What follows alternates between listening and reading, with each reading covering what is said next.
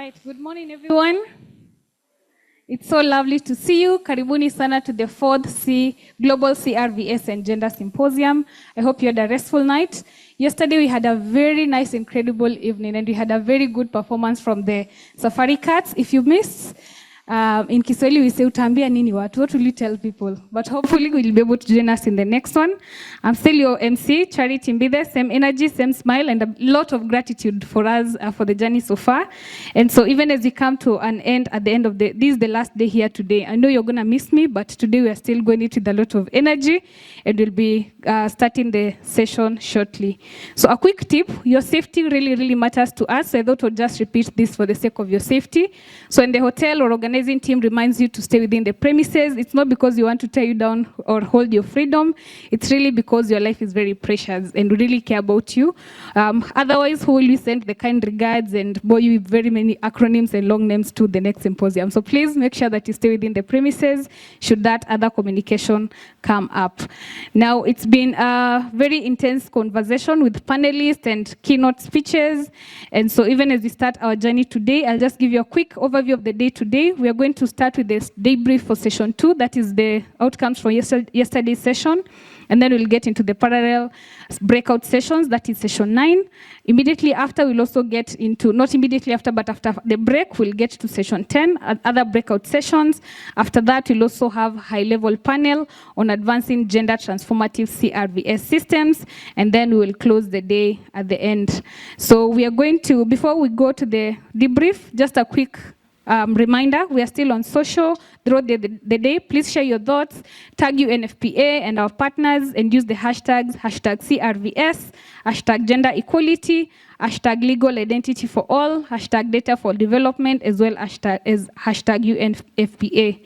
So we are going to get to set the tone for this final day. We'll begin with the day 2 debrief, and we'll be able to capture the powerful conversations, the bold insights, and the collective reflections from yesterday's sessions.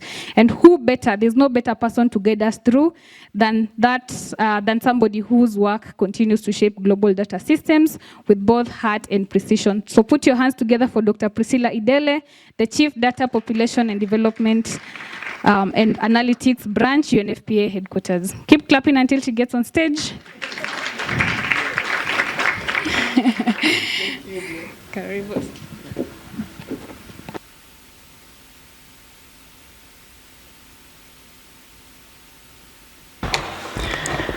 Good morning. I hope everybody is good this morning, and thank you. It's the last day. We've borne it through the past 2 days. Today is day 3. So yesterday we had a similarly engaging day throughout the day, and of course with many other circumstances that arose out of our control. So I hope all of you are now contained and calm and not so afraid as some were yesterday. So yesterday our theme focused on gender equality, inclusion, as well as coordination of CRVS transformation. And we started with an invite-only partner roundtable that was aimed at a discussion around alignment of domestic and international financing and advancing universal legal identity across the life course. The discussion from that roundtable focused on rethinking CRVS financing in shifting, particularly within the framework of shifting global funding landscape, which we know is now marked by constrained ODA assistance and competing priorities. We also discussed about closing fragmentation gaps, where we called upon alignment of domestic as well as international financing and bringing in the private sector into the fore of supporting CRVS systems. The other point that came up was how we position CRVS as a foundational system for gender equality and not just a data collection mechanism. Of course, integrating that with digital public infrastructure and national ID systems. We identified also a need for quality evidence and quality data on financing gaps, so we can figure out how to sustain and support national efforts that are aimed at strengthening CRVS systems. We then moved on and deepened the discussion on gender, marriage and divorce registration, digitalization, coordination, inclusion, and data use for gender equality. And this was now taken up through parallel sessions, and I will start with session 6, which focused on marriage and divorce registration, gender equality, and women's empowerment. Chaired by Ms. Violet Kinuthia of UNFPA, this session spotlighted one of the most neglected yet transformative areas of CRVS, which is marriage and divorce registration. The regional assessments from Africa, the Arab states, Asia, and Latin America revealed that marriage registration completeness is about 10% in some of the West and Central African countries, whereas there was near universal coverage in North Africa, driven mainly by stronger legal frameworks. Marriage registration was also reframed not as a social ritual, but a gateway to justice, inheritance protection, and particularly for women and girls. The key challenges that were highlighted included exclusion of customary and religious unions in some instances, fragmented legal frameworks and weak coordination among ministries, social norms that perpetuate invisibility in the law and data. Good practices showcase examples of progress in, for example, in Algeria's coding system for customary marriages, Guinea's reform recognizing religious marriages once transcribed, raising completeness from 2% to 79%. The discussion concluded that every missing certificate hides a woman's story, calling for harmonized frameworks and gender transformative reform. Session 7 was on parallel tracks on coordination, assessment, and digitalization, and 7A was on strategic planning and assessment, which was chaired by Mr. William Muhava from the UN Economic Commission for Africa. This session featured Ghana, Sierra Leone, and Namibia, which shared experiences from reviewing and redesigning their national CRVS strategies. The key takeaway from these sessions was that strategic plans are the heartbeat of sustainable CRVS systems, because if you don't plan, then you are doing things in blindness. So strategic plans enable alignment between partner support, domestic priorities, and iterative improvement cycles. Session 7B was on interministerial and interagency coordination, and this was led by Tanya Sagerson from the Economic Commission for Asia and the Pacific. It had inputs from Indonesia, Kenya, WHO, and underscored how institutional coordination can turn pilots into systems. Indonesia's model of 22 ministries under one coordination framework was hailed as a regional best practice. WHO's partner mapping tool was seen to help countries visualize support landscapes and align donor efforts. And Kenya's structured technical working groups have been known to transform coordination from ad hoc to institutionalized mechanisms. Session 7C was on digitalization and inclusion, and this was moderated by Ms. Gloria Mathenge of UNICEF, and the dialogue focused on balancing modernization with ethics, inclusion, and accountability. Case studies from the Gambia, Somalia, and Kosovo showed that digital transformation succeeds only when built on context-appropriate technology, such as mobile and offline systems, but also DPI safeguards that protect the privacy, equity, and access. As one speaker noted, digitalization is powerful, but only when every person is visible in the data. Session 8 was also parallel tracks on social norms, femicides, and gender data. 8A was on social and behavioral change for registration and chaired by Ms. Shaida Badi, Open Data Watch, from Open Data Watch. And this session explored the behavioral barriers to registration and strategies for inclusion. UNICEF shared 4 complementary approaches: human-centered design, behavioral science, community engagement, and digital feedback loops.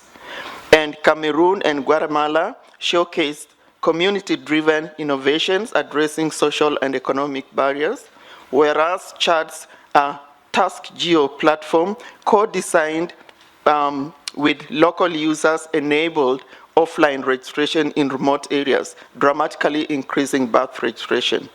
A powerful intervention on intersex inclusion urged countries to recognize all identities, citing Kenya's intersex registration option as a global first. CRVS is not only about counting people, it's also about recognizing them. 8B was on strengthening CRVS for monitoring femicides and missing persons, and this was chaired by Dr. Romesh Silva of UNFPA. And this session unpacked the new UN statistical framework for femicide measurement, piloted in Ethiopia, Kenya, Djibouti, and Lesotho. Country cases highlighted how medical, legal, forensic, and administrative data can converge to expose gendered patterns of violence. Pakistan's medical legal death investigations revealed the potential of integrating forensic and civil registration data.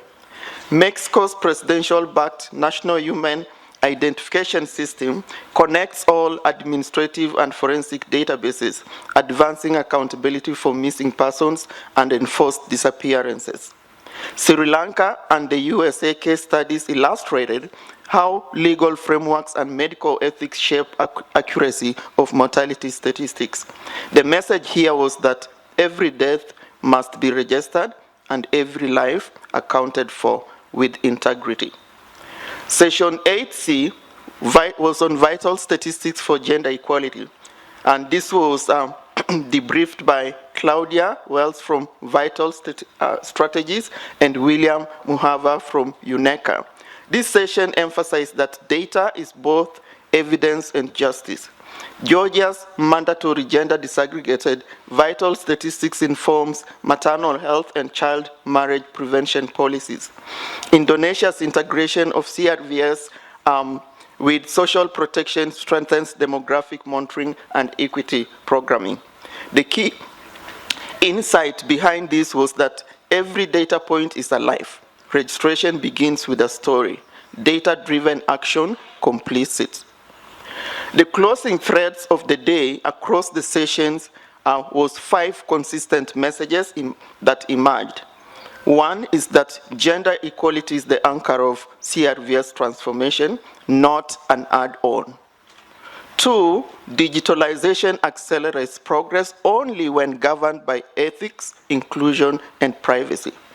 3, financing and sustainability remain the sector's weakest link. Current national budgets cover barely a quarter of actual need, while ODA is dwindling. 4, coordination and partnerships bridge fragmentation and drive systemic change, and we should all embrace that. And lastly, data use and impact transform registration and into recognition, turning records into rights.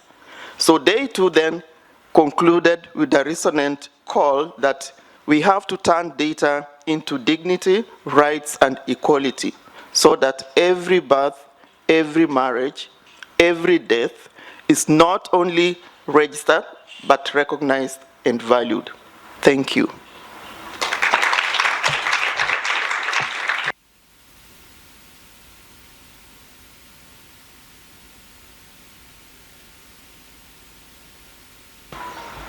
Thank you so much, Dr. Priscilla, for that powerful and insightful recap. Let's go ahead and appreciate her one more time. All right, I think all those insights that have been shared are a fitting reminder from Dr. Natalia Kanem, the UNFP Executive Director, that says, when every person's life is counted, every person's dignity is affirmed, civil registration is not bureaucracy, it is belonging. And now, ladies and gentlemen, it's time to spread our brilliance across a few rooms. We are going to dive into session 9, titled Parallel Sessions on CRVS and Gender Use Cases, where the conversations get even deeper and more focused. So I'll kindly invite our media team to please project the room allocations even as I read them out. So we have 3 exciting rooms running at the same time, and each will be tackling a unique piece of the CRVS and gender puzzle. And for session A, we have El Gondi that is happening right here. So this is the only room that will be translated. It will also be live streamed to our online participants on Zoom. We acknowledge your participation. And the first case is country case studies on marriage registration, divorce registration, gender equality, and women's empowerment. And this session will be able to be led by our session chair, that is Ms. Widi Sari, the senior researcher at PUSKAPA, Universitas Indonesia. Put our hands together for Ms. Widi. Thank you. And then next, those joining us on session 9B, we have the room happening at Elgon A, and your theme is one that reminds us that what isn't counted can't be improved. So counting her in, addressing disparities in female death registration for improved equity, rights, and public health. That's our session title for Elgon A, and this critical conversation will be led by none other than Professor Sophia Graskin from Institute on Equalities in Global Health, University of Southern California. And let's put our hands together for Professor Sophia. All right, then we have the third room. All our Kumbaya people will be able to achieve your steps for the day. So finally, those headed to Kumbaya will have your session deemed Advancing Universal Registration across the life course via partnerships with community-based institutions. So steering this important discussion, we have Ms. Myra, the Senior Fellow at the Center for Global Development, whose decades of experience, of course, will be able to guide us through that conversation. So we look forward to that leadership. Let's put our hands together for Ms. Myra. Yeah, so those are the 3 rooms, the 3 conversations that will be happening, but with one shared mission. So we'll reconvene later here at 10:20 a.m. Sharp, East African time. Please make sure that you keep time. I'll kindly request our moderators to keep track of the time so that we are back here for the rapporteur debriefs, and then we'll be guided accordingly for what happens for the rest of the day. So ladies and gentlemen, I invite you to arise and go to your specific rooms. Thank you.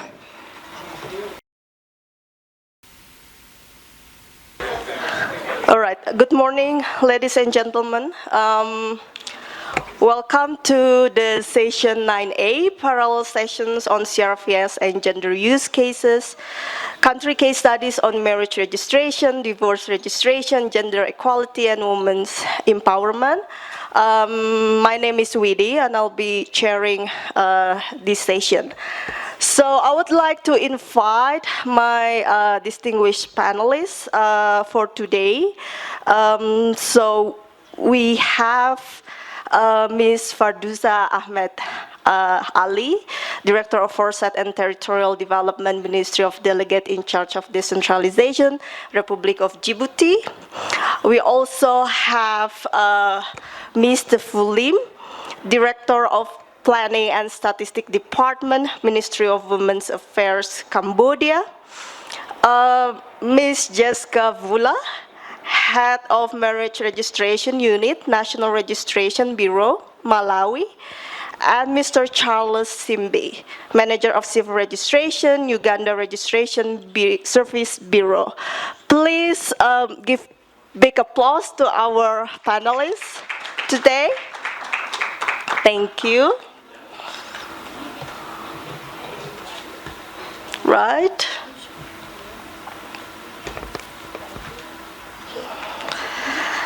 Okay, so the first presentation is about marriage and divorce registration in Djibouti. So I invite Ms.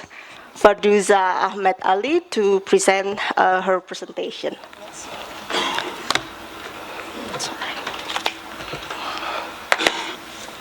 Bonjour à tous.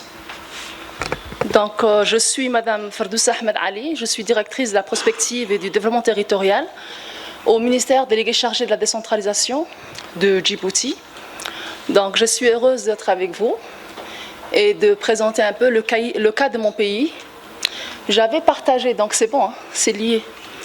Donc, je vais un peu parler de l'état civil à Djibouti en mettant un focus, bien sûr, sur le mariage et le divorce à Djibouti.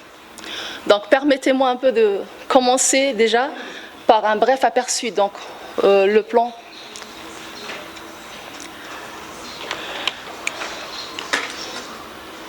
How would he? Like this? Oh, yes. Ok, thank you. Donc, comme vous le voyez sur le plan, donc on va commencer par un bref aperçu de Djibouti, suivi de l'historique de l'état civil à Djibouti, le cadre légal, organisationnel, et après nous mettrons le focus sur comment le mariage se déroule à Djibouti, comment ça se passe, les procédures et le divorce aussi, donc Inch'Allah. Donc, pour l'aperçu de Djibouti, donc, comme vous pouvez voir sur la carte, nous sommes sur la corne de l'Afrique, donc dans le golfe d'Aden. Nous avons comme pays frontaliers donc l'Érythrée, l'Éthiopie, la Somalie. Donc Djibouti est composé de 5 régions. Nous avons Obok, Tadjoura, Dikil, Alisabie, Arta et la ville de Djibouti. Les derniers recensements qui ont eu lieu l'année dernière, donc nous avons enfin atteint les 1 million. La superficie, donc 23 200 km². Donc c'est un petit pays, mais nous pesons lourd sur le plan géopolitique. Donc je le rappelle quand même. Pour l'état civil, donc l'état civil est introduit à Djibouti pendant la période coloniale au XIXe siècle. Le pays a pris son indépendance en 1977. Des textes vont passer bien plus tard, bien sûr. Et là, j'avais pris donc, le plus important, donc, le décret qui transfère la gestion de l'état civil aux entités décentralisées que sont la mairie et les conseils régionaux, les communes de Djibouti, qui délivrent au public des copies et des extraits des actes établis. En ce qui concerne la thématique d'aujourd'hui, donc le mariage et le divorce, ils sont régis directement par le ministère de la Justice à travers les ma'doum. Donc ce sont des chefs religieux qui officient. Donc il n'y a que le ma'doum qui peut... tous les mariages ne se passent que devant le ma'doum. En 2002, nous avons l'adoption du Code de la famille. En 2018, nous avons un nouveau code civil. Donc dans le DECA, donc, ces codes-là régissent un peu le mariage, le divorce, la vie de famille, comment elle s'organise. Là, c'est un rappel du cadre légal et le cadre réglementaire. Donc le plus important, ce sont les lois qui sont passées post-indépendance, bien sûr. Et pour le cadre réglementaire, donc, le plus important, c'est le décret 2007, le code de la famille en 2002, le code civil en 2018. Donc je vais passer assez rapidement. Pour ce qui est du cadre institutionnel, donc l'état civil, comme dans la plupart des pays, il y a plusieurs acteurs qui interviennent. Donc le ministère de la décentralisation que je représente ici accompagne et appuie les entités décentralisées. Donc le ministère avait conduit des études sur l'état civil. Nous avions mis le focus plutôt sur les naissances jusqu'à présent. Donc nous avons les collectivités locales, le ministère de l'Intérieur pour tout ce qui est passeport, carte d'identité, donc c'est vraiment le ministère régalien, la justice pour les mariages, le jugement, les divorces, le ministère de l'économie à travers l'Institut national de statistique de Djibouti, la santé bien sûr pour la déclaration des naissances et les certificats médicaux, le ministère des Affaires étrangères pour tout ce qui est fêtes d'état civil qui ont lieu en dehors de Djibouti à travers nos ambassades et les consuls. Et nous avons un ministère qui s'appelle le ministère du Waqf et des Affaires musulmanes qui enregistre les décès, puisque c'est ce ministère qui est en charge de la gestion des cimetières à Djibouti. Donc les faits d'état civil sont entre différents ministères, mais ils sont là. Là, donc, c'est les faits d'état civil. Donc, qu'est-ce que font la mairie, les communes, les conseils régionaux? Donc, dans le décret 2007, nous avions une trentaine de compétences qui ont été transférées pour les entités décentralisées. Et parmi les trentaines de compétences transférées, on peut dire que l'état civil est vraiment la compétence qui est vraiment effective. C'est entre les mains de la mairie, des communes et des conseils régionaux, puisque chez nous, nous avons une décentralisation à 2 niveaux. Nous avons les régions et la ville de Djibouti en commune. En ce qui concerne l'enregistrement du mariage, donc le mariage il est régi par le... Excusez-moi, j'ai oublié. Hein.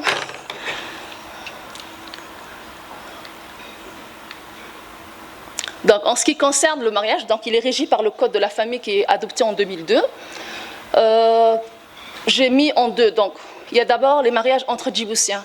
Donc, il faut savoir aussi qu'à Djibouti, à 99%, nous sommes une population musulmane. Donc, les populations, disons, avec une autre religion, c'est très souvent nos frères qui viennent d'Éthiopie. Donc, on a une population chrétienne assez minoritaire. Et comme 99% des Djiboutiens sont vraiment tous musulmans, notre mariage est un mariage religieux. Il est religieux, mais à la fois civil, puisqu'il est reconnu. Il est célébré par Al-Ma'doum, donc c'est un chef religieux, qui est nommé sur proposition, donc par arrêté ministériel au Conseil des ministres. Il est proposé par le ministère de la Justice. Donc tous nos mariages ou les divorces, ils ont lieu devant le Ma'doum. Il est le seul qui est habilité à célébrer les mariages, à enregistrer aussi les actes de mariage selon la loi. Donc les mariages se font soit à la commune, donc le Ma'doum, ils exercent leur travail selon une division géographique. Donc nous avons des Ma'doum dans chaque commune, nous avons des Ma'doum dans les régions, dans les sous-préfectures. Donc chaque Ma'doum a un arrondissement, une commune. Donc c'est vraiment délimité géographiquement. Donc le mariage peut se passer au bureau officiel du Ma'doum, ou on peut aussi le faire venir à la maison, donc au domicile de l'un des époux. Donc le code de la famille prévoit quoi comme conditions et formalités préalables? Dans le code, nous avons l'âge minimum qui est fixé à 18 ans ou plus. Le code aussi prévoit le consentement libre, donc c'est pour un peu éviter le mariage forcé. Il y a aussi, bien sûr, la vérification. On doit vérifier tout ce qui peut empêcher le mariage. Donc, est-ce qu'il y a un problème de parenté? Est-ce qu'il y a un mariage antérieur qui n'a pas été dissous? Donc, quand on parle de mariage antérieur, il faut savoir que dans le code de la famille, la polygamie est acceptée puisque c'est un pays musulman. Donc, le code de la famille, il est assez spécial dans le sens où il mixe le droit coutumier, le droit islamique, la charia, et le droit moderne. Il y a un mix de tout ça. Donc on verra tout à l'heure, il y a quelque part des contradictions aussi, puisqu'on est obligé de satisfaire la partie islamique, la partie coutumière et la partie moderne. Il faut aussi la présence de 2 témoins, la fixation du meher. Le meher, c'est la dot qui appartient à la femme. Des pièces justificatives comme l'acte de naissance, le certificat de célibat. Donc je reviens un peu sur le mariage antérieur non dissous. Donc j'avais dit que la polygamie elle est autorisée, donc il ne faut pas qu'il dépasse le nombre de 4. Mais surtout aussi pour la femme, si elle a eu un premier mariage, pour qu'elle puisse se marier à nouveau, il faut qu'elle puisse produire et montrer qu'elle a vraiment divorcé et que la période de viduité est passée. Donc c'est pour ça qu'on dit mariage antérieur non dissous. Donc en général c'est surtout pour la femme. Hein. Le Ma'doum donc, enregistre l'acte des registres de mariage et envoie le cahier de registre au tribunal du personnel dans un délai de 1 mois. Si le délai est dépassé, le Ma'doum il a une sanction de 30 000 francs Djibouti. L'enregistrement permet la délivrance d'un acte officiel de mariage, document légal, utilisé pour toutes les démarches ultérieures. Nous n'avons pas besoin d'aller vers le maire. C'est vraiment le document qui est produit par le Ma'doum qui est notre document légal. Donc tous les mariages sont légalement reconnus et on peut les utiliser pour les inscriptions des enfants à l'école, par exemple. À Djibouti, on le demande. Maintenant, il y a un autre cas. Donc, il y a le cas un Djiboutien avec un étranger et il y a le cas aussi entre étrangers qui se marient à Djibouti. Dans ces 2 cas-là, donc, il faut passer par le mariage devant le maire et devant le Ma'doum. Donc si les 2 étrangers ne sont pas musulmans, ils ne sont pas obligés de passer devant le Ma'doum. Ce sera plutôt devant le maire. Si par contre les 2 étrangers sont musulmans, ils sont obligés de faire les 2. C'est-à-dire ils passent devant le maire et ils passent devant le Ma'doum. Si c'est un Djiboutien qui se marie avec un étranger, idem, il doit passer devant le maire et devant le Ma'doum. Donc on a ces 2 cas. Le mariage entre Djiboutiens qui lui n'a aucun souci, qui est majoritaire, tout le monde passe devant le Ma'doum, c'est enregistré, c'est reconnu, c'est un acte valide. Et nous avons le mariage entre un Djiboutien avec un étranger, donc obligatoirement devant le maire, mais devant le Ma'doum aussi. Nous avons les mariages entre étrangers non musulmans uniquement devant le maire, et nous avons les étrangers musulmans qui doivent faire les deux, donc le maire et le ma'doum.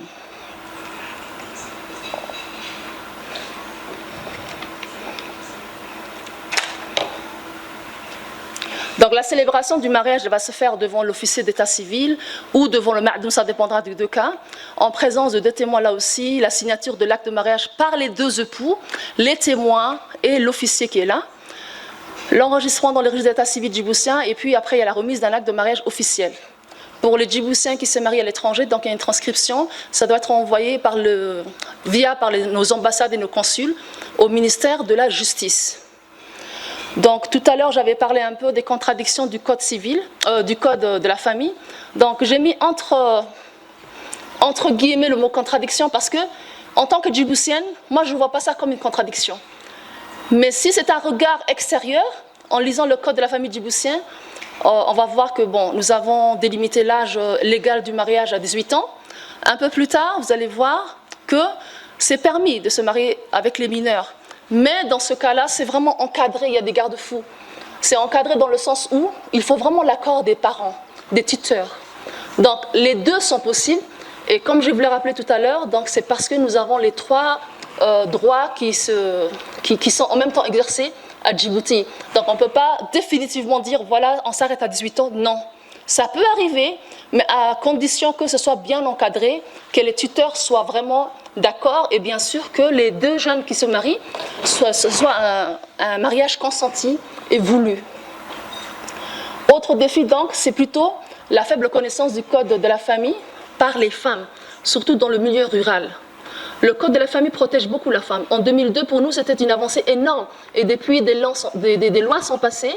Nous disons même que l'actuel président, c'est plutôt le président des femmes.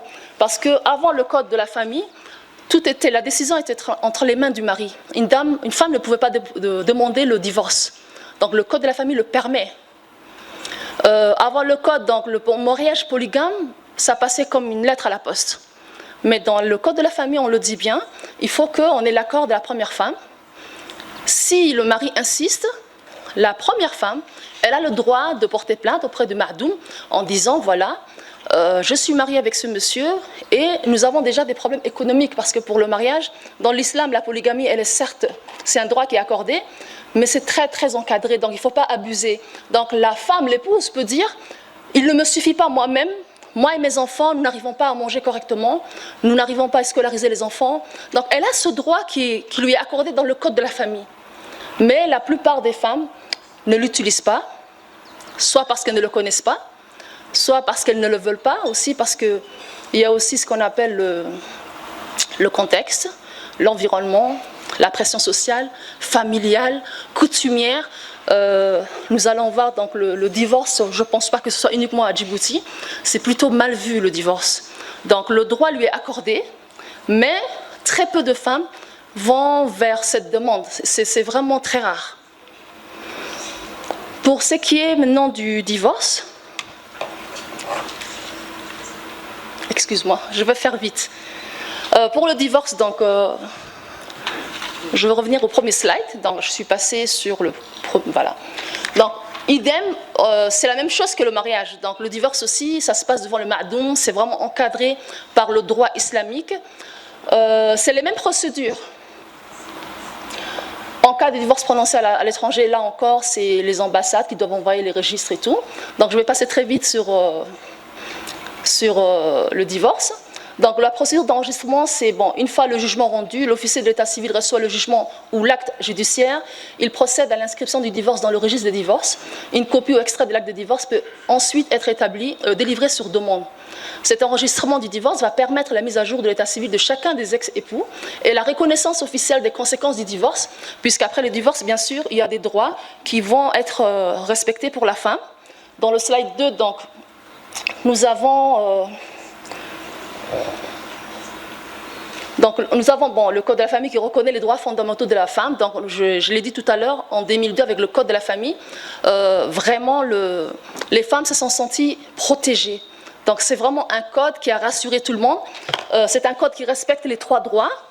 Donc les droits garantis pour la femme, donc c'est le droit à la garde des enfants. Très très souvent, à 90% à Djibouti, s'il y a un divorce, les enfants sont remis à la femme, sauf décision contraire du juge pour le bien de l'enfant. Il y a la pension alimentaire. Avant 2002, ce n'était pas automatique. Mais depuis qu'on a le code, c'est automatique. Si il y a un divorce, le papa doit reverser à la maman qui garde les enfants une pension alimentaire. Il doit aussi payer parfois la maison si elle est louée. Après les divorces aussi, donc, il y a le partage des biens, les biens qui ont été gagnés au cours du mariage, s'il y a eu un accord au préalable. Nous avons aussi le Code de la famille qui assure la protection contre les abus, la violence conjugale. Nous avons un bureau dans un hôpital qu'on appelle le Chéro. Il y a aussi une ONG très importante à Djibouti, l'Union nationale des femmes djiboutiennes, qui est présidée par la première dame de Djibouti. Dans cette ONG, nous avons un bureau.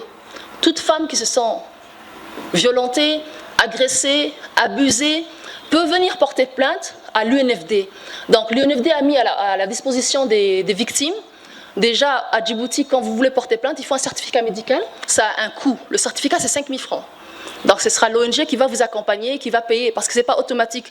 Très souvent, les victimes n'ont pas d'argent. Si on veut aller jusqu'à la justice, donc il y a un avocat.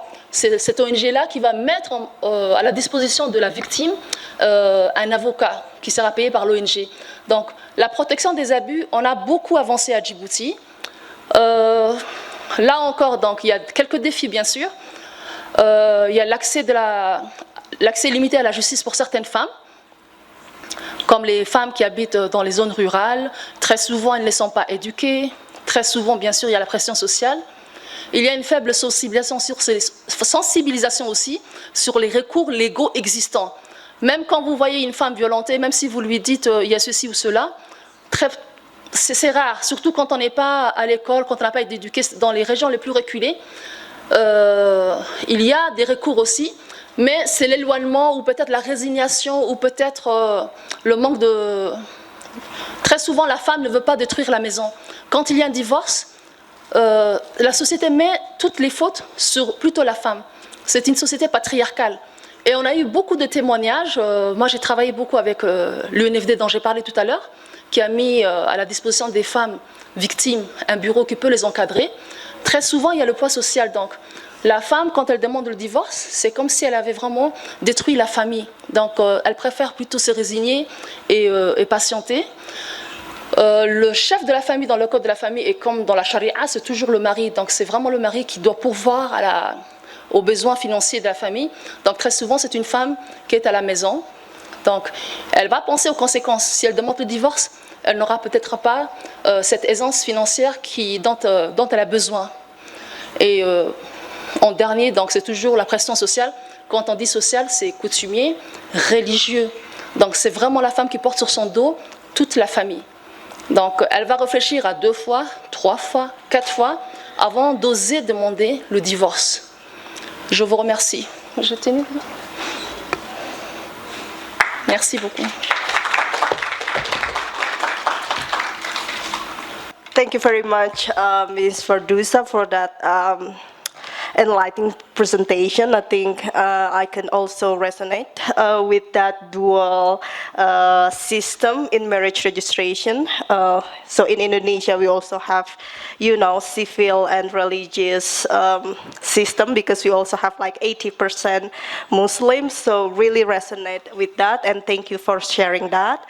I'll go to the second presenter, Mr. Fulim, Director of Planning and Statistics Department, Ministry of Women's Affairs, that will share with us how Cambodia advancing gender equality through civil registration and vital statistics. So I invite Ms. Fulim. Okay. Thank you. Good morning, ladies and gentlemen. I'm pleased to share with you the Cambodia progress and advancing gender equality through civil registration and vital statistics. This I cannot see it here. This presentation reflect how MOVA together with our value partner is helping to ensure that every woman's life even not only recorded, but recognized, respected, and valued.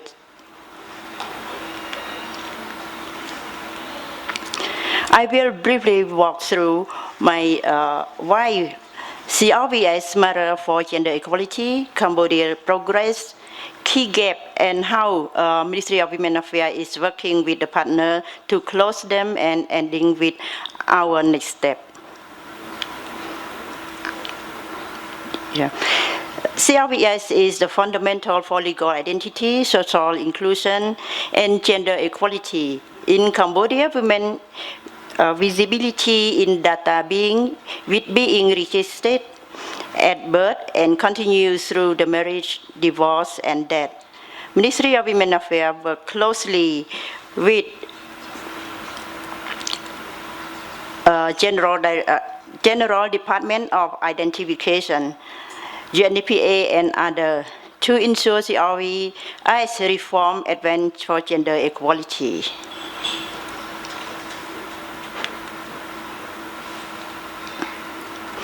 Why CRVS is matter for gender equality? Registering life even protect women and children's rights, from justice and inheritance to education and protection. Gender responsive CRVS help to make women's life visible and in data, including birth, marriage, divorce, and maternal death. It's also support tracking of IDG target linked to the gender and social inclusion.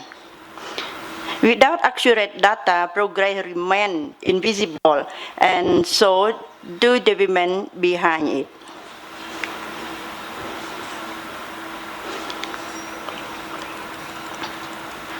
In Cambodia, CRVS reform are led by the Ministry of Interior, General Department of Identification, with support from Ministry of Women Affairs, Ministry of Planning, and Ministry of Health. Legal reform are integrating CRVS with the national ID and population system. Electronic registration for birth, marriage, and death will expand nationwide from this year, it means 2026. It's now we have electronic registration just only like we pilot in the city in Phnom Penh and other two provinces. Ministry of Women Affairs continue to ensure gender perspective are built into this progress.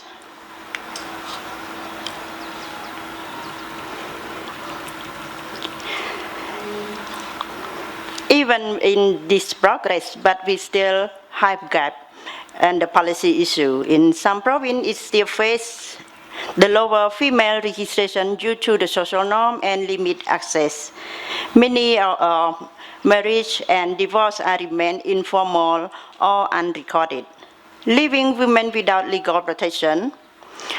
Form often missed women changing status after marriage or divorce. We also need more disaggregated data to understand which women are most affected.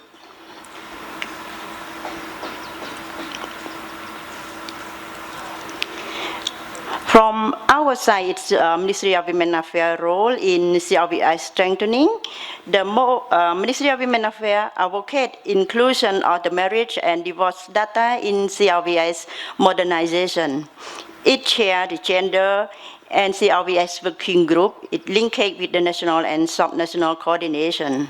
Ministry of Women Affairs is trained to commune officer and provide the policy input on the women legal identity using CRVS data for gender responsive planning.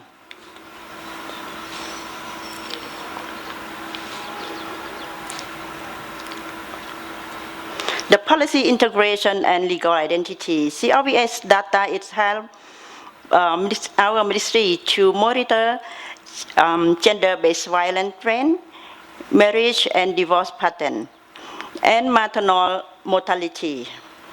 Those insights guide gender responsive planning under the National Strategic Plan for Gender Equality and the Cambodian Gender Assessment.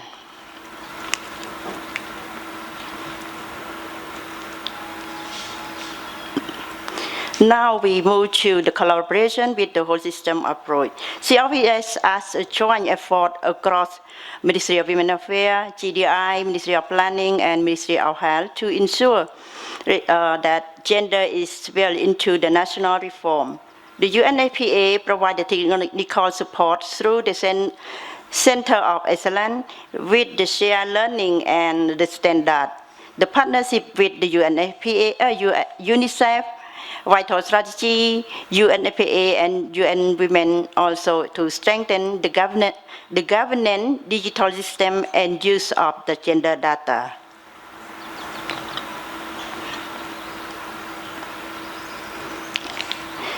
From the data to policy. In Cambodia, we combine Cambodia Demographic and Health Survey and CRVS ID data to address the child and early marriage. Women 5-year strategic plan on child continue to invest in the legal reform, gender responsive data, and public awareness. Will have CRVS drive SDG progress. Now we move to our next step. We will strengthen law for full marriage and divorce registration and build gender capacity across the ministry. We will use CDHS and CRVS ID data to tracking gender equality and child marriage. The next identification reform will focus on digital identity and data interoperability, while continuing to collaborate with the value partner. Before ending this, our goal is clear. Every woman's life event should be integrated, respected, and recognized. Mobile champion as the whole of the system approach so gender equality runs through every part of CRVS reform. Together, we can ensure no women or girl is less invisible in Cambodia data or it's in its developed journey. And it's the end of my presentation, and thank you very much.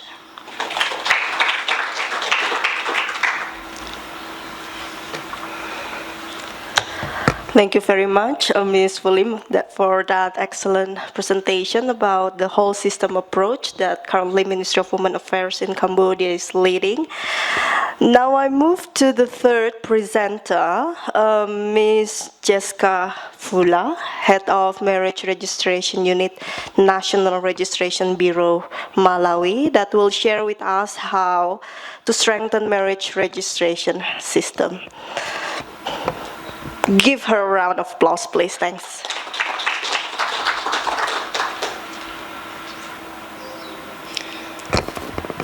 Good morning. As it has already been said, my name is Jessica Mvula. I'll be taking you through what NRB has been doing or has done. The National Registration Bureau is just 2 months old into the registration of marriages. And yet, it was established many years ago. What has been the reason? What has been happening? Okay, the National Registration Bureau was enacted in 2010 and gazetted in 2015. And that makes the registration of birth, marriage, and death mandatory. We also had a separate law, the Marriage, Divorce, and Family Relations Act, that was enacted in 2015.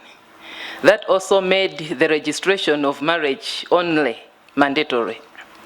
Now we had conflicting laws in one country, whereby the National Registration Act recognized the Director of National Registration Bureau as the Registrar of Marriages. On the other side, we have the Marriage, Divorce and Family Relations Act that recognizes the office of the Registrar General to be the Registrar of Marriages. But the MDFRA had good contents that had women's rights being provided by issuing out the proof of identity and eligibility to access social protection and health care and other essential services. It also gives in the help to prevent forced marriages, underaged marriages, and promote women's safety and long-term well-being. Back home, when a man dies, the husband side, they do force the woman to marry the sibling of the brother. So this law provides protection to the woman because no one has to enter into marriage with force. It also reduces discriminatory practices in civil, economic, and social spheres. It also has the safeguards of women and children by providing legal records of marriage, enabling status verification for both spouses. Section 7 of the MDFRA demands that every marriage has to be registered. It also establishes the clear maternity and paternity custody and guardianship for the children. This is provided in section 48, 49, and 50 that provides several rights to the parties of marriage. Now, recognizing the marriage by repute or permanent cohabitation alongside the customary marriages. The MDFRA recognizes 4 types of marriages, which are the civil marriage, the customary marriage, the religious marriages, and the 4th one, which is the marriage by repute or permanent cohabitation. Section 12, subsection 3 gives the same legal status to all the 4 types of marriages. Section 13 provides conditions for marriage by repute or permanent cohabitation. This type of marriage is normally determined by the courts because it normally begins when there are disputes between the 2 parties. So the courts are able to interpret based on what the Act stipulates. Marriage registration transitioning process in Malawi. In 2022, the NRB established the marriage registration unit in the CRVS section where birth and dates are registered. From 2022 to 2025, the marriage registration unit have been working to provide tools for registration, but it first had to have a clear roadmap how things will be happening by developing a concept note, making consultative meetings, engaging all the stakeholders, developing the standard operating procedures, forms, training manuals, and business process, development of the marriage registration software, and it also did the pilot in 2024 from September to December, and also initiated the legal amendments of the 2 acts that I earlier said, the MDFRA and the NRA.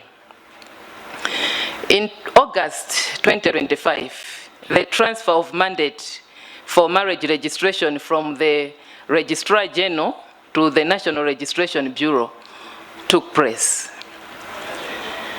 In August, starting from August onwards, NRB will be doing the following. We'll continue to review our our two acts, because the MDFRA has some inconsistencies that doesn't align with the National Registration Act. And because of that, we'll also continue to modify some forms, registers, and certificates, procurements, making public awareness and civic education on the need for citizens of Malawi to do registration of marriages, capacity building to all the NRB officers, the marriage registration stakeholders who are the TAs for customary marriages, the DCs for civil marriage, and the religious leaders for religious marriages. And NRB also aims at doing digitalization of all the records. Now, the first phase of the marriage registration unit creation, by holding the consultative meetings, the unit engaged in meeting the Registrar General, who was the previous mandate holder of marriage, just to understand the current system and incorporate their operational realities and secure their crucial support. We also consulted the religious institutions, the district commissioners, the traditional authorities, the Ministry of Justice for legal guidance, the Ministry of Gender, Local Government, and other MDAs, and not forgetting the civil society organizations, the NGOs, development partners, and human rights. Our second phase was doing the system design. That involved business process development by designing a new and efficient business process for marriage registration. That helped us to align the marriage registration with the NRB electronic registration standards.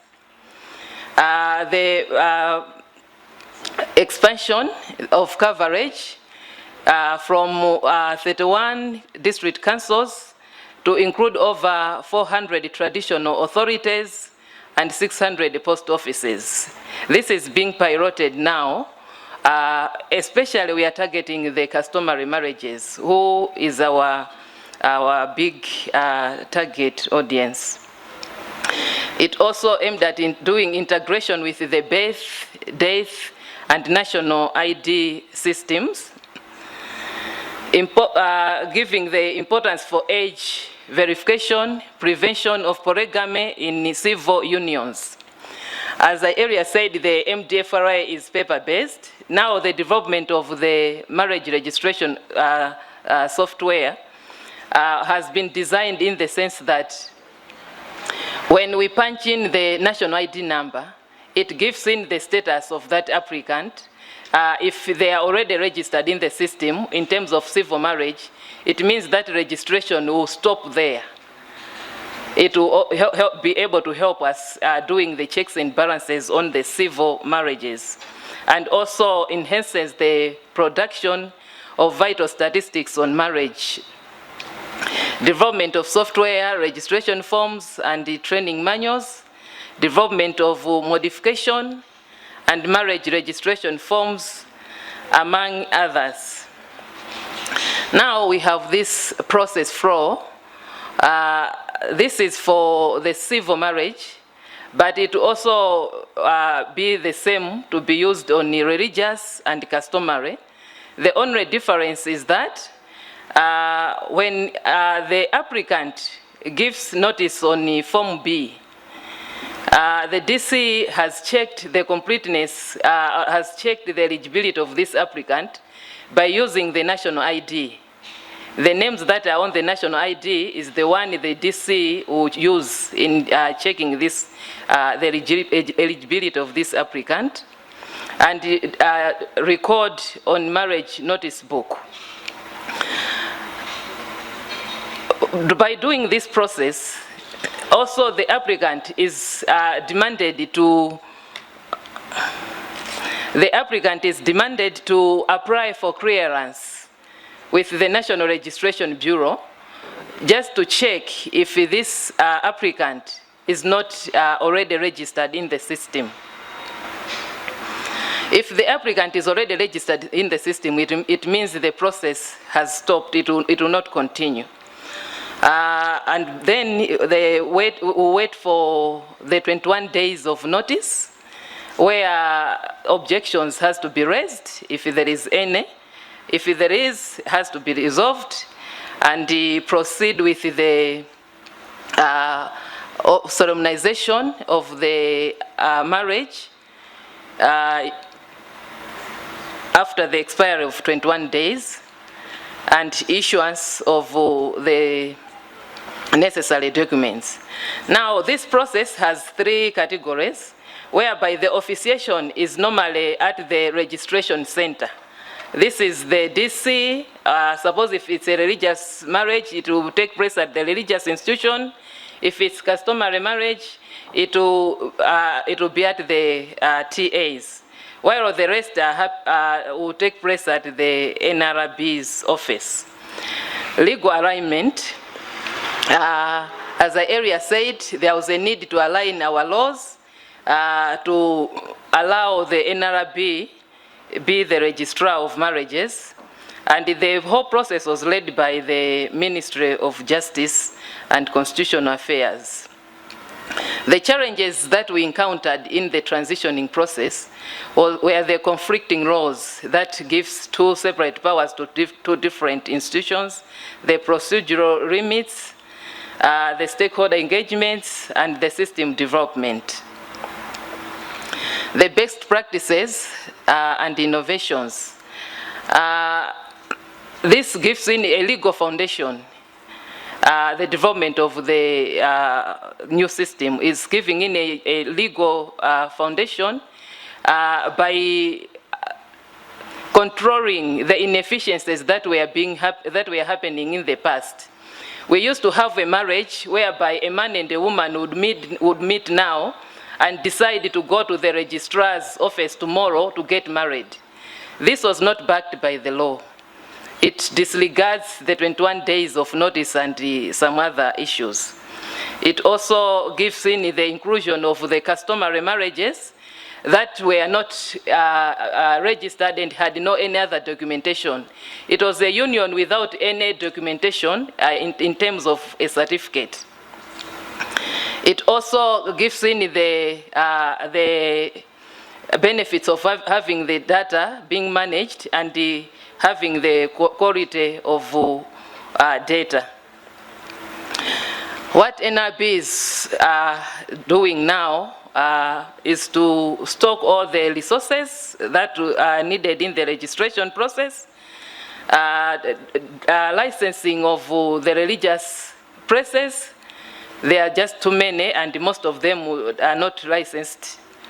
Deployment of the marriage registration software, and liaising with the institutions on the number of celebrating institutions that they have. We also have a need, after doing all this, we are supposed to equip our stakeholders and all the staff through the trainings and orientations. We also need to have an equipment for digitalization. All the records that we have are paper-based, that risk destruction or getting lost. And as well, if we want to issue in a letter of no impediment, it is very difficult to start checking record by record manually to know if this applicant is not yet already married in our system. Comprehensive civic education and public awareness. Comprehensive civic education and public awareness is also crucial, since the previous system was only taking into account the civil marriage and the religious marriages. But in the law, there was that provision of the customary marriages that was not happening. The TAs themselves, who are the custodians of these marriages, we are not even aware that they have this role to be administering the marriages.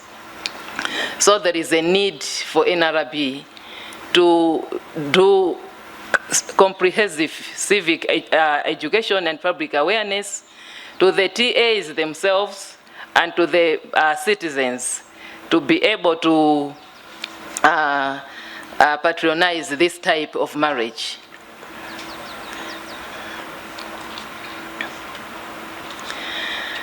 In conclusion, the transition marks a landmark achievement in modernizing Malawi's civil registration and vital statistics.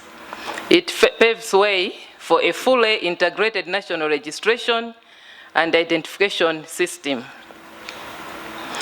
It also gives a robust marriage registration system by achieving gains for the women and children.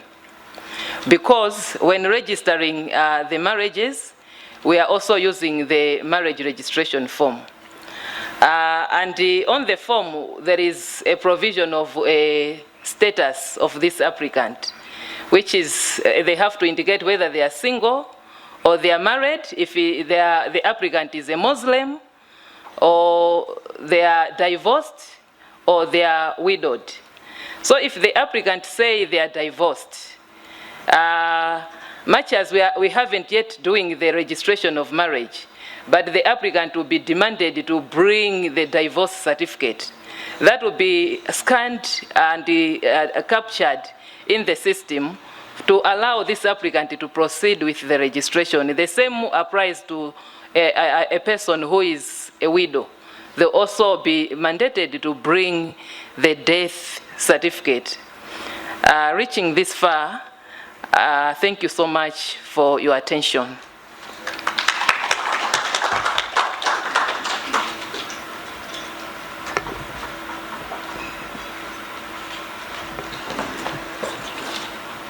Thank you so much, Ms. Jessica Vula from Malawi. Now we go to Uganda. Another insights from strengthening marriage and divorce registration. I invite Mr. Charles Nsimbi to come and share his experience. Please give him a round of applause.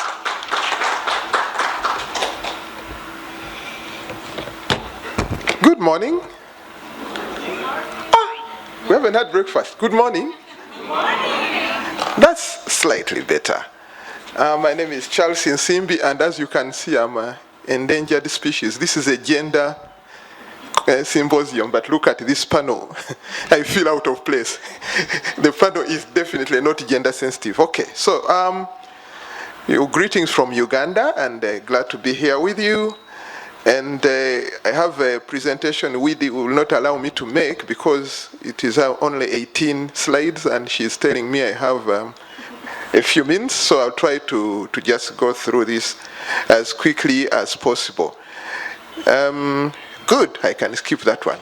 These are services which we do, which are involved in, which we deal with in civil registration and vital statistics. And most of these have been talked about, and maybe the only thing I can say is that one of the functions of National Identification and Registration Authority is to inform legal reform and related matters. In this symposium, we have had a lot of talk about we have to amend the laws, we have to do whatever. It sounds nice, but we have found out that it's very hard to amend laws related to marriages because they touch everybody in Parliament. If you talk about cohabiting, there's an MP who is cohabiting. If you talk about regularizing a marriage, if you talk about inheritance, if you talk about there is always someone who is going to raise. And so the first attempt at amending the marriage laws in Uganda was in 2009, and that bill lapsed in Parliament without ever being enacted. And considering that all our laws, marriage laws, date from 1904, you can imagine the challenges we can have. So yeah, it's a bit of a challenge. So the legal framework as it is as of now, the important thing is that it stems from the Constitution, which says that registration of marriages registration of birth, death, and marriages is a responsibility of government, and government shall register all of them. Okay, and now this is a slide I always bring up.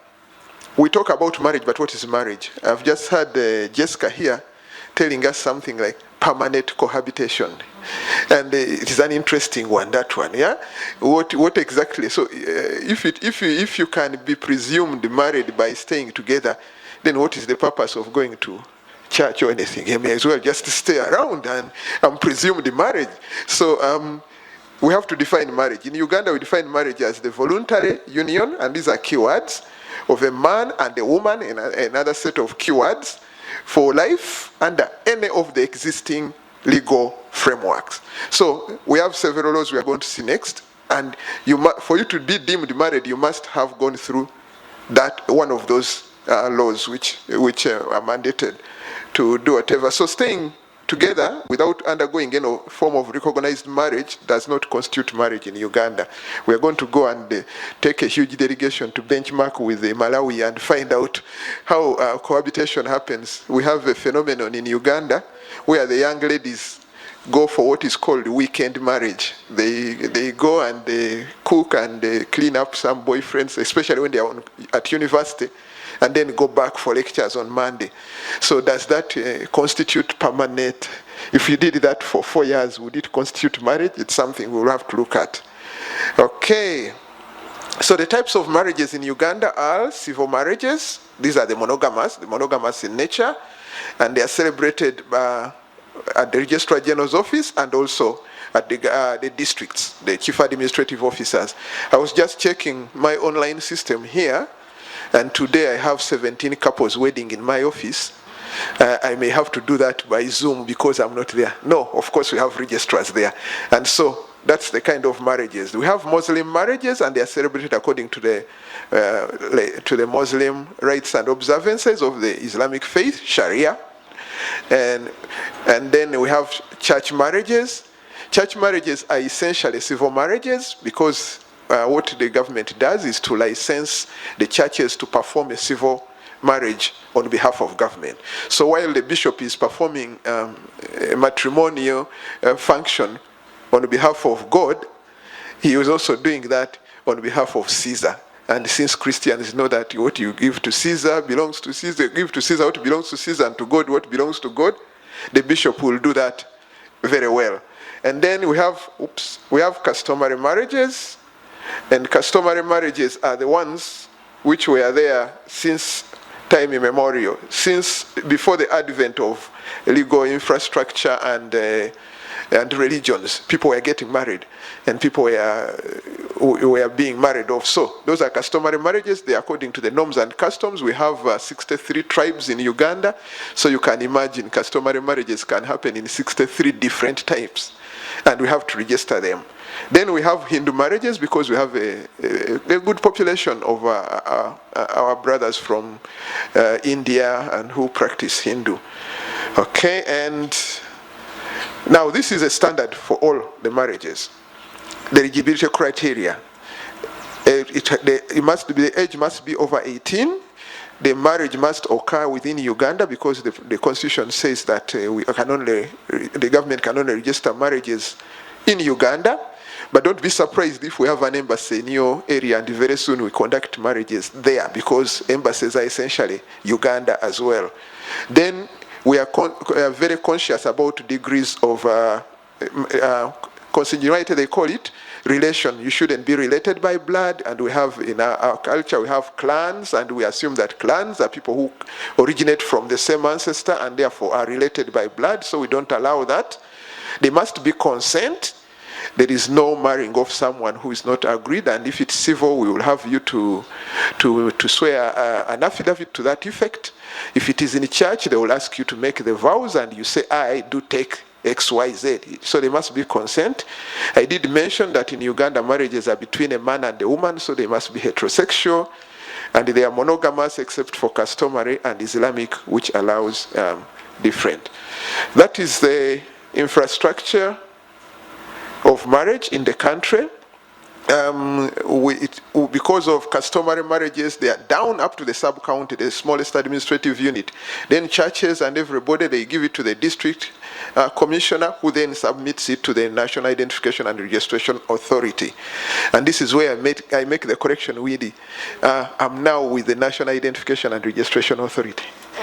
Birth and rather marriage registration was transferred as of October 1st, 2024 from URSB to National Identification and Registration Authority. The role of National Identification and Registration Authority in Uganda for marriages is to solemnize marriages, to register marriages of all churches, support churches in getting licenses to wed, register all Islamic and Hindu. Now this is important. We register both marriages and divorce, and only for Islamic and Hindu.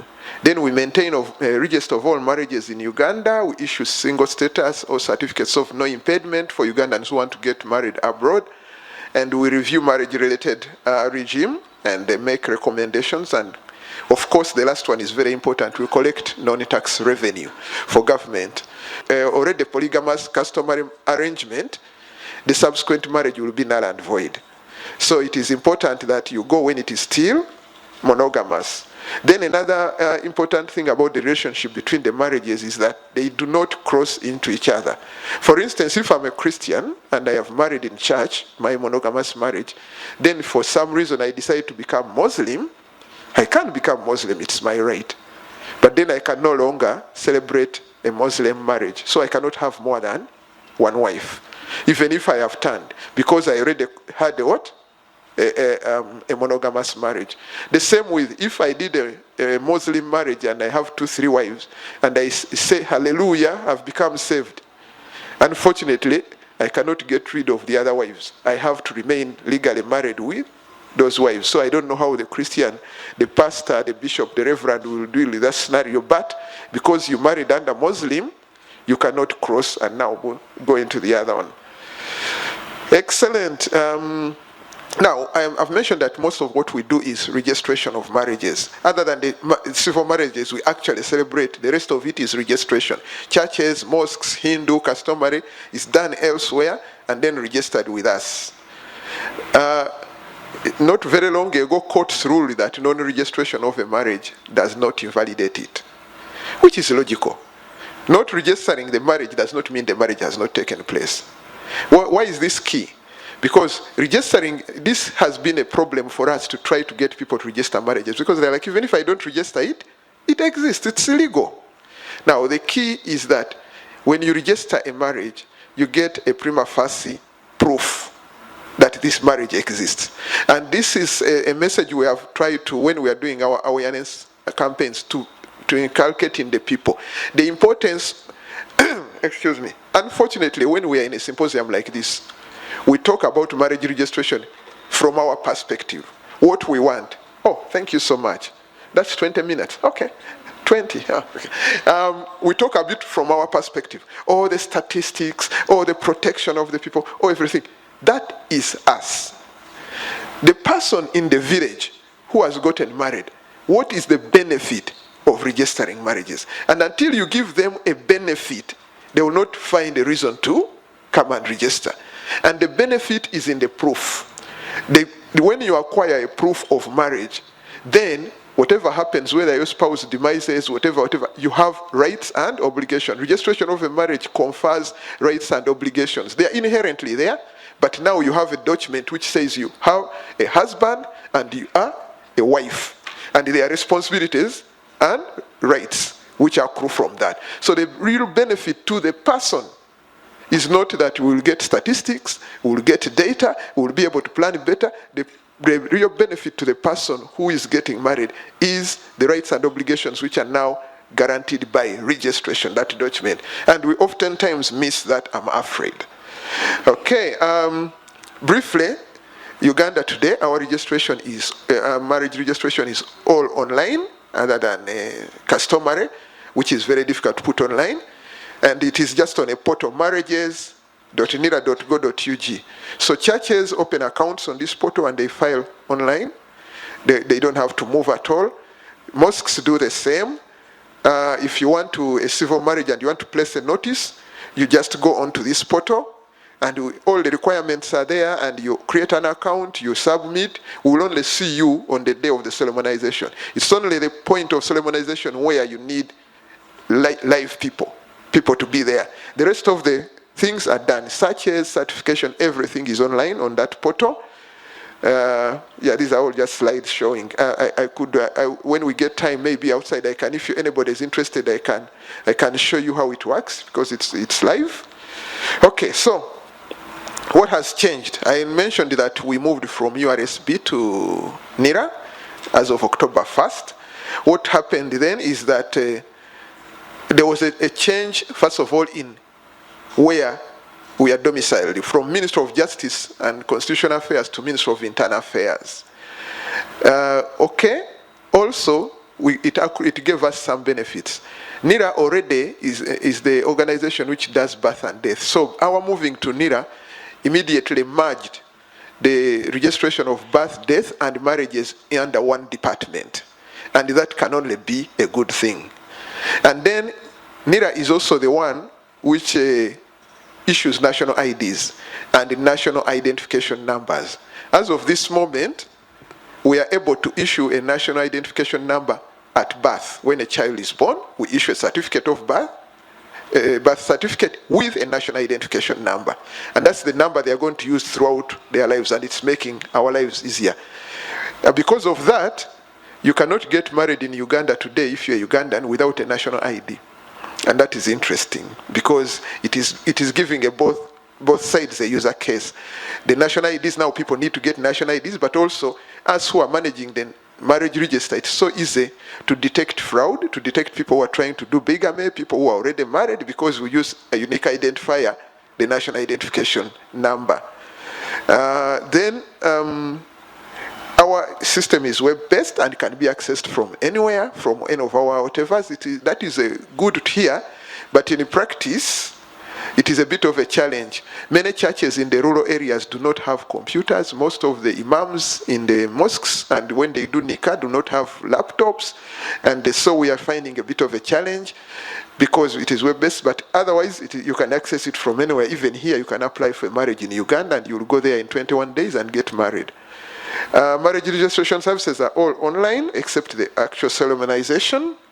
Oops, back one space. One more, okay.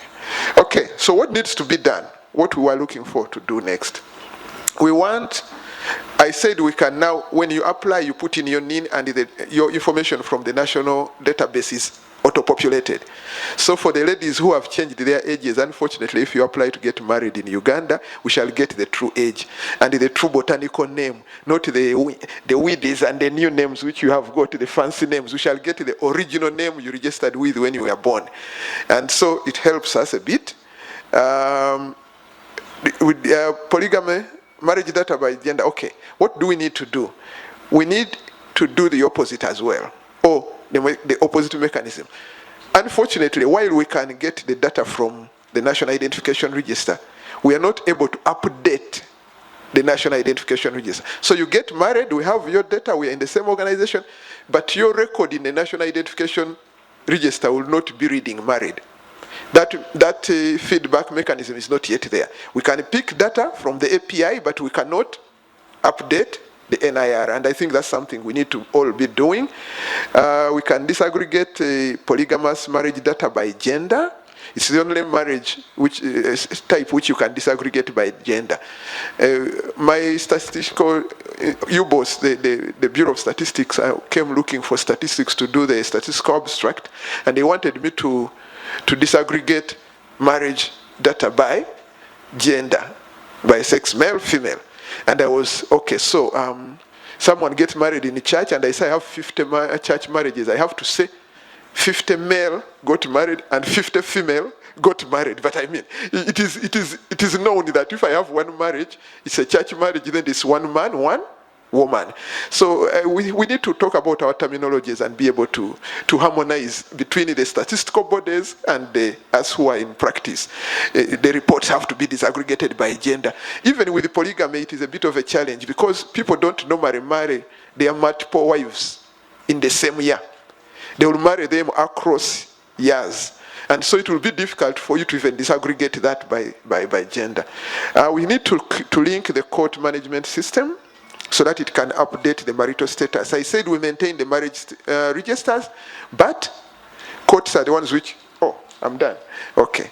Courts are the ones which issue divorces, and if you do not update the marital status, you are in danger of someone checking and finding this one is married, yet they divorced 5 years ago. We need that linkage to be working. We need to amend the marriage laws to include registration of Ugandans now that they are in the diaspora, to register their marriages. And we need to conduct marriages of Uganda in the diaspora. I mentioned that earlier. Oh dear, mine has gone off. Okay, I'll do it. Yes, we need to link our marriage registration system to automatically be feeding the statistics to the Bureau of Standards. And then perhaps we have a complete population register ultimately. I thank you for listening to me.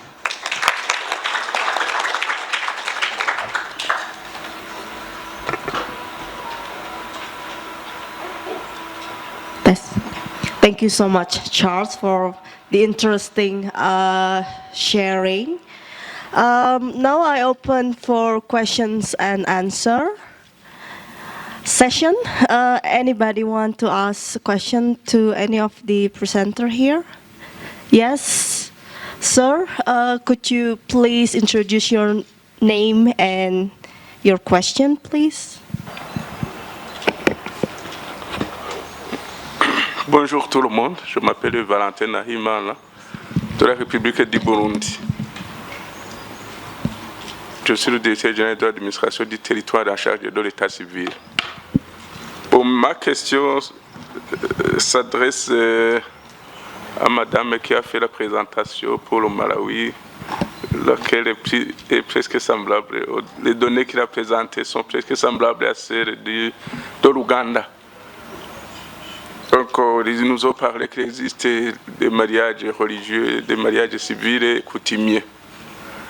Alors, je voudrais savoir, comme le mariage est un acte qui a ses effets et ses conséquences. Également, pour le divorce, le mariage a ses effets et ses conséquences. Comment vous gérez ça pour les femmes, les hommes polygames ou pour les mariages coutumiers, également pour les mariages et pour le divorce, parce que pour le mariage, bon, si je donne l'exemple chez nous, le mariage permet aux époux de conjuguer les efforts, de mettre tout ensemble, parce qu'il n'y a pas de déclaration, il n'y a pas de séparation des biens des époux. Est-ce qu'avant le mariage, il se prononce sur la séparation des biens ou sur la mise en commun des biens? Alors, quels sont les effets du divorce? En même temps, comment se fait si la gestion des enfants issus de ces mariages, des mariages coutumiers, des mariages religieux, des mariages civils, comment sont gérés ces enfants? Quel est le devenir de l'un des époux après le divorce? Merci. Thank you, sir. Another question? Yes, ma'am. At the back, please introduce your name. Good morning. My name is Susan Chelagat from Office of the Attorney General, Kenya, Registrar General Department and Marriages Section. My first question goes to Ms. Jessica from Malawi. Kindly expound more on the traditional authorities. I didn't quite get what is their role and what does it entail in terms of membership and the roles in, with regard to registration of marriages. And then in terms of the marriage by repute or permanent cohabitation, what are some of the conditions that the court look at in order to declare that, that it is a marriage? And what are the statistics in your country? And are these marriages registrable once they are declared, or what normally happens? And I'm also keen to know how you've dealt with digitization of previous records. I believe before this, marriages were offered manually. So how have you dealt with the digitization of previous records? This one will go also to Uganda. Would like to get your experience. And also maybe a bit on how you register divorces, that is Malawi.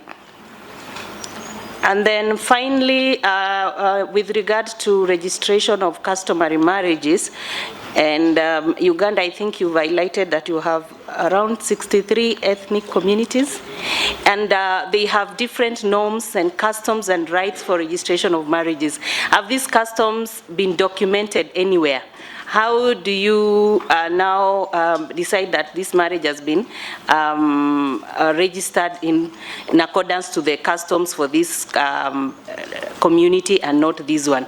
And then on the issue, I'm also looking at the issue of the performance of final rights, because I know when the courts make judgments or declare customary marriages, they also look at as the final rights of a customary marriage, where it bestows the status of a husband and a wife to a couple.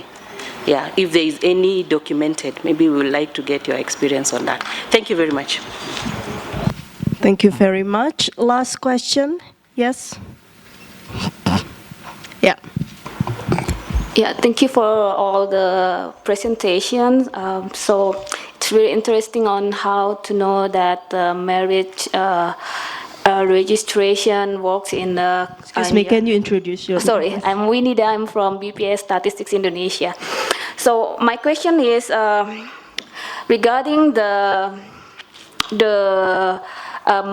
marriage that are recognized by the country in Uganda, and also from Jessica, you're from Malawi, sorry.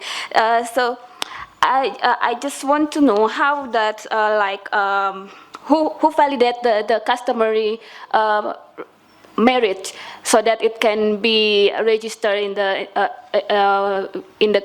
registered officially. And for Uganda, in your presentation, that it is said that even that the marriage is not yet registered, is not invalid the marriage itself. But how if then somebody married in another way, but then it's registered, but then the previous marriage is already done? So how do you solve this situation? Is it also happening in Uganda? Thank you so much. Okay, thank you very much. I think I close the questions, maybe three questions, and then if we have more time, we open the questions.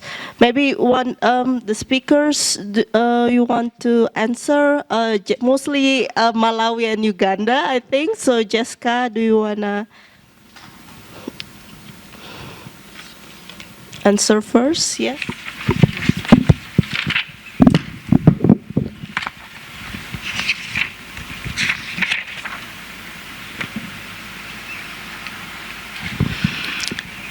Thank you so much. The first question was the role for the traditional authorities regarding the customary marriages.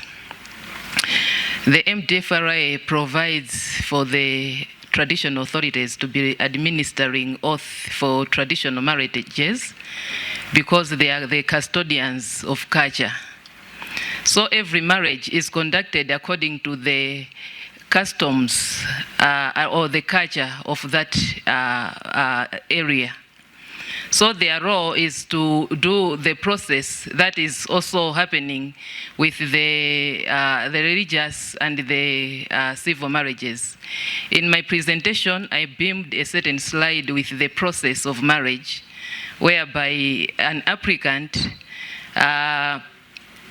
avails themselves at the registrars, the registration centers, and follow the process of filling in the notice, publishing the notice, waiting for 21 days for objections, and by the expiry of 21 days, they are issued with the permit and be issued with the necessary documents for the marriage.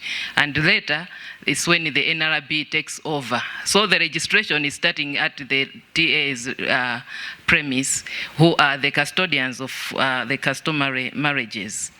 The second one is the marriage by repute or permanent cohabitation. In my presentation as well, I said these marriages are determined by the courts because they are normally arising after a dispute between the two. So based on what is in the MDFRA, the magistrate is able to make a determination that indeed the two of you have been living as a couple. And just to, in brief, what I know, some of the conditions that they take is the period of the cohabitation. What has been happening in that household, and a lot of more things that the magistrates, since they are the legal minds, take into consideration. Are they registerable? That was the following question.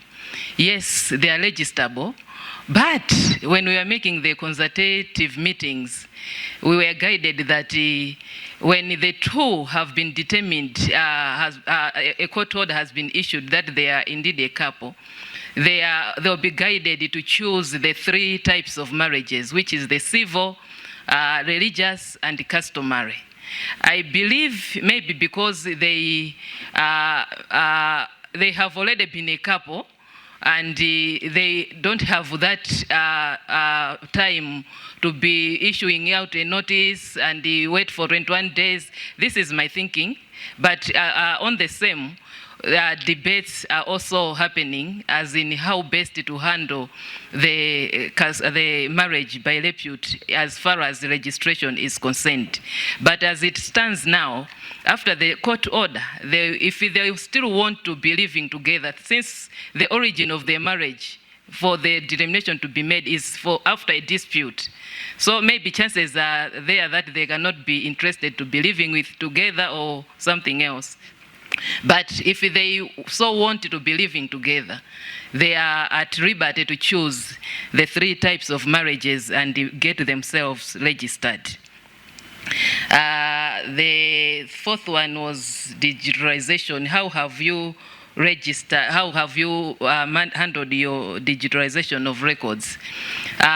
In my presentation as well, I said we are seeking financial and technical support because we need to have the machine that will help us to digitalize all the records of marriage, birth, and dates. At the moment, as the area said, the previous registrar, the system was paper-based. So the records that we have are in a manual form, but we need to have them digitalized for safe keeping. The other question is how do you handle divorces? In my presentation, the area said, at the moment we haven't started registering divorce. But the marriage registration system has a component of divorce in the sense that if Weedy and Charles wants to get married, and they are indeed a couple, and later they decide to divorce. When Charles comes to register the second marriage, the form and the system will also demand Charles to bring in a divorce certificate. So the divorce certificate is the one that is captured and be put in the system for our knowledge, because we wouldn't want to have Charles getting married to someone else when he's already married to Weedy and the marriage is not legally divorced.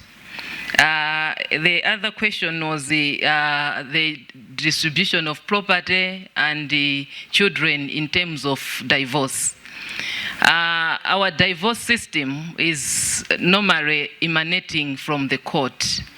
So the courts are the ones with mandate to decide who keeps the children, how to distribute the property, and etc. We are only responsible in registering the determination that they've made, that indeed these two, their marriage has been dissolved, they are no longer a couple. So this is for the decision of the court. The other question was who validates the customary marriages so that it can be registered officially. The customary marriages follows the very same process of civil and religious marriage, which means whether it means consent, the objections, the mandatory age, which is 18 years and above, is applying across. Much as it's polygamous in nature, because the MDFRA is very silent, as in how many spouses a man can have. The same applies to religious. They are polygamous in nature. But when we were making the consultative meetings, almost all the religious institutions said their principle is one man and one woman. So this is dependent on their principles. As long as the same applies to the customary marriages. It's according to the cultural rights or norms of the applicants. So the validation is based on the processes that it takes. But us as a bureau, as the registrar of marriages, if one wants to register multiple spouses, the system will not reject because the law is silent. They are not prohibited to have a number of spouses. I believe I've tackled all the questions. Yes, thank you. Yeah, Charles? Thank you. Susan, you asked about digitization, historical records. Yes, what we've done, and we've done it for the last 3 years just to be able to reach the stage where we are almost done, is we contracted a service provider to scan, index, and then put in a storage media. So all the historical records are scanned, then indexed so that you can get them, you can retrieve them at any particular time using either the date of the place of marriage, date of marriage, all names. Of course, names are tricky because when you ask for Charles in Simbi, you might find 100 of them who are married. So you need some other criteria to whittle it down. But we have scanned and indexed, and we use the service provider to help us, and we put it in a database. So that is one of the things we've done to enable us to really go digital. Then customary marriages, you ask Madam, well, how do we determine that the norms and customs? For the last 3 or 4 years, we have been engaging the traditional institutions, the kings, chiefs, and everybody. And one of the things we have recommended, and which they have picked up, is to issue a traditional certificate. So when you conduct a ceremony from one of the ethnic group, the hierarchy of that group will issue with a certificate. And that is what constitutes proof that that you have done the norms and customs of that particular tribe. And then if a non-registration of a marriage does not invalidate it, can't that bring issue of bigamy and everything? Because the other one is, yes, it can. It absolutely can, and that's why we encourage that everybody, especially for protection of women, because the chances are that it's the man who will want to wed someone else. So for the protection of women, we encourage that particularly women make sure that the marriage is registered, because once it is registered, now we have proof, and he cannot do anything. But if it is not registered, he can go ahead and do a lot of other things. I thank you. Thank you. Jessica and Charles. Any other panelists? Do you want to add anything from the question? Good. Okay, so one last question, Violet. Thank you so much, Widi. And mine is really to first commend the the presenters, all of them, and the country's efforts that have gone towards really strengthening their practices, improving areas where the registration of marriages is not really, or it's having a gap and it's not well coordinated. I first want to commend the issue of collaboration and coordination. We are hearing more of countries initiating, bringing together the 4 events under one institution. We have learned from all the interactions with countries that have done that it has more advantages, because now being in one institution, you can be able to work on your legal framework and strengthen it so that it enables you to share data especially, and also to link events. I think it was Uganda that mentioned the linkage using the ID also, because ID is also under the same institution. I think the same for several other countries. So mine is to encourage our countries to think about the opportunities that come with that linkage and housing the 4 events or even all the 9 events under one ministry. The other issue, I think, and Jessica has tried to clarify, is the issue of types of marriages, and especially the marriage by, I think Susan mentioned, it's called repute, where we have marriage for cohabitation. I want to just speak into this, because most of the time, cohabitation is especially by the younger generation, the generation that may not have resources, or they think they don't have resources to register their marriage, or they think it's too complicated. So how do we manage the fact that we still have adolescents coming together, and from that union, there's an outcome, and that especially is children. Children need to be protected.